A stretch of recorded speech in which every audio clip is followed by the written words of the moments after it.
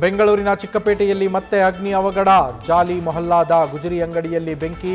ಸ್ಥಳಕ್ಕೆ ಬಂದ ಅಗ್ನಿಶಾಮಕ ಸಿಬ್ಬಂದಿಯಿಂದ ಬೆಂಕಿ ನಂದಿಸೋ ಕಾರ್ಯ.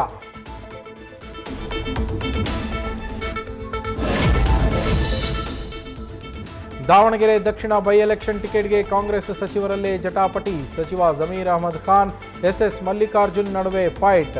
ಅಲ್ಪಸಂಖ್ಯಾತರಿಗೆ ಟಿಕೆಟ್ ಕೊಡುವಂತ ಇಲ್ಲಿ ಬಂದು ಮಾತಾಡೋಕೆ ಅವನ್ಯಾರು ಅಂತ ಜಮೀರ್ ವಿರುದ್ಧ ಕಿಡಿ.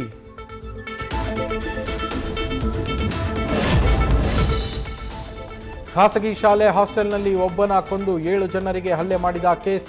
3 ದಿನಗಳು ಕಳೆದರೂ ಇನ್ನೂ ಸಿಕ್ಕಿಲ್ಲ ಆರೋಪಿ ಬಾಲಕನ ಸುಳಿವು. ಕೊಲೆಗೆ ಕಾರಣ ಏನು ಅನ್ನೋದು ಕೂಡ ಇನ್ನೂ ನಿಗೂಢ. ಪೊಲೀಸರಿಂದ ಮುಂದುವರಿದ ಶೋಧ.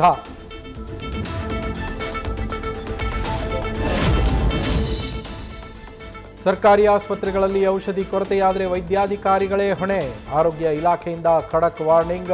ನಿಯಮ ಗಾಳಿಗೆ ತೂರಿ ರೋಗಿಗಳಿಗೆ ಸಕಾಲದಲ್ಲಿ ಚಿಕಿತ್ಸೆ ಸಿಗದೇ ಇದ್ದರೆ ಕ್ರಮದ ಎಚ್ಚರಿಕೆ.